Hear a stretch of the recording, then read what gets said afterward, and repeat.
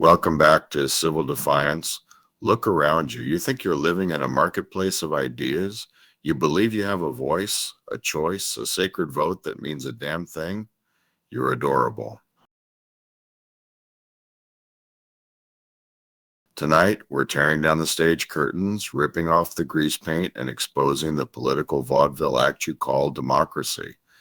Because the fundamental, infuriating truth is this: your politicians aren't fighting each other. They're working for the same corporation, the corporation of control. They are the two faces of the same coin, and that coin is called perpetual power. I'm not talking about incompetence. I'm talking about collusion. I'm talking about a deep structural agreement that transcends every election cycle. They have given you the illusion of a war between the red team and the blue team, but the real war is them versus you.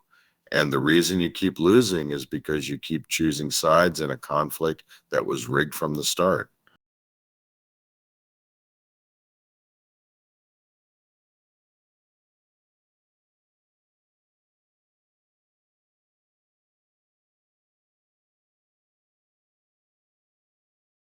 The great prophet of our time, George Carlin, said it best and most simply. And for that, they tried to dismiss him as a comedian. He told you the politicians are put there to give you the idea that you have freedom of choice. You don't. You have owners.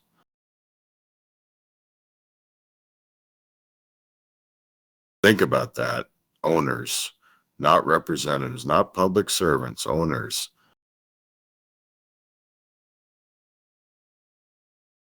You're presented with the two grand teams. They argue about bathrooms, flags, and who's the real threat to the republic. It's magnificent political theater. It's designed to keep you emotionally invested, constantly outraged, and crucially distracted. But what do they never fundamentally argue about?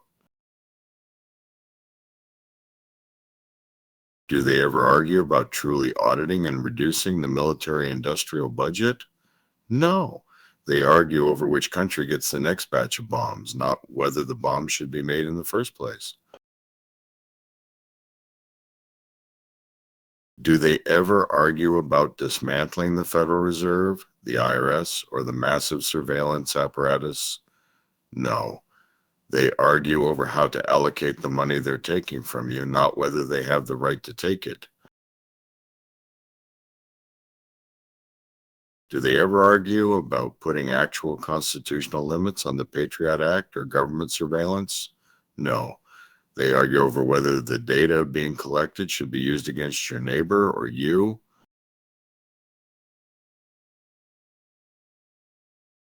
This is the Uni-Party of American rule. The Democrats and Republicans are not adversaries. They are co-managers of the American state. Their job is not to represent you. Their job is to manage your discontent and funnel your political energy into two pre-approved, ineffectual channels.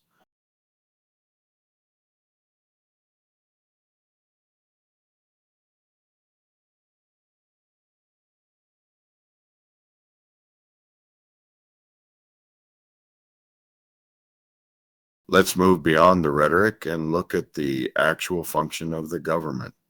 This is where the conspiracy becomes undeniable. Look at the numbers.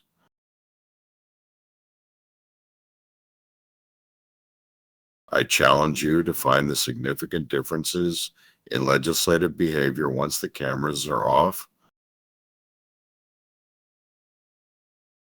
Lobbying and corporate funding, both parties rely on the same handful of major donors: big pharma, Wall Street, defense contractors. Do you think Pfizer cares whether a Republican or a Democrat is in office? No, they care that the health insurance system remains complex and profitable. The money flows through two different pipes, but it comes from the same reservoir and empties into the same political pockets. The average sitting member of Congress spends over 4 hours every day fundraising. 4 hours. They are beholden to their sponsors, not their constituents.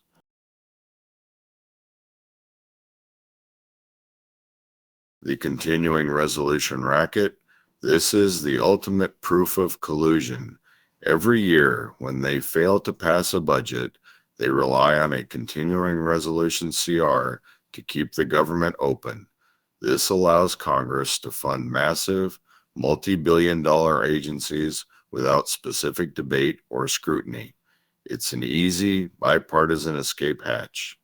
They vote together to keep the lights on and keep the government machine grinding forward, avoiding the hard votes that might actually distinguish one party from the other.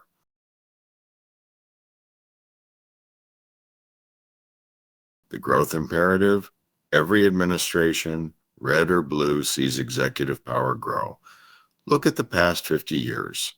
Every time a new crisis emerges, a pandemic, a war, an economic crash, new agencies are formed, new powers are asserted, and they are never fully relinquished. They will fight tooth and nail to gain power, but they are a uni-party when it comes to retaining it. The government's primary function is to grow. It is a biological imperative for the state.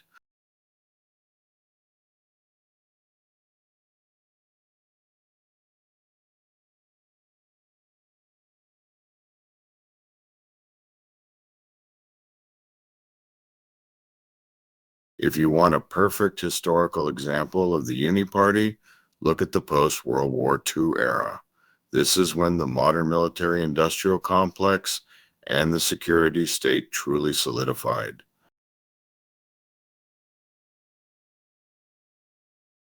After World War II, America could have demobilized and refocused entirely on domestic prosperity.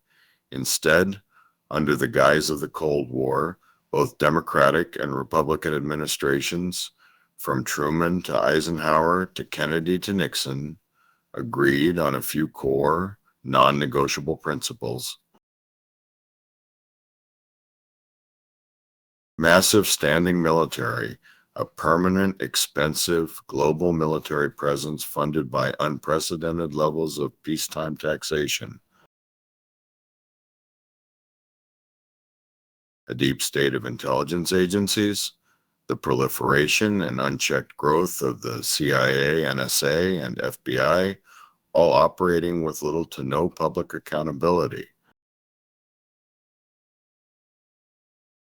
Global interventionism, the consensus that American power must be projected everywhere, always resulting in decades of conflicts and endless spending.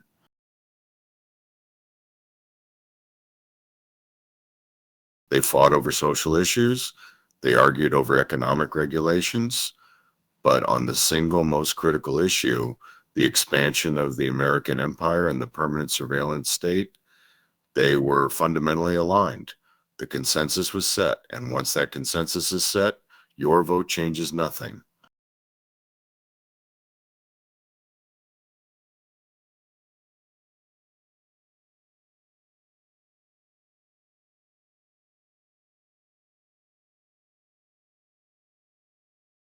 Your outrage, your protests, your votes, they are all absorbed by this twin-headed beast.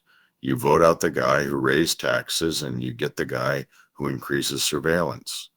You're trading one cage for an identical cage with a different colored ribbon on the lock.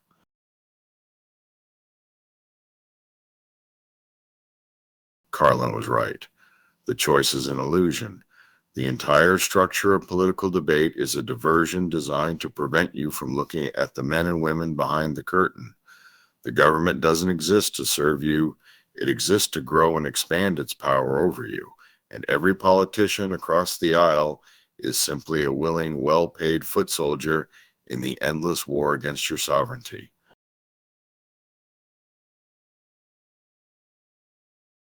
Wake up. Stop watching the show. Stop choosing between Tweedledum and Tweedledummer.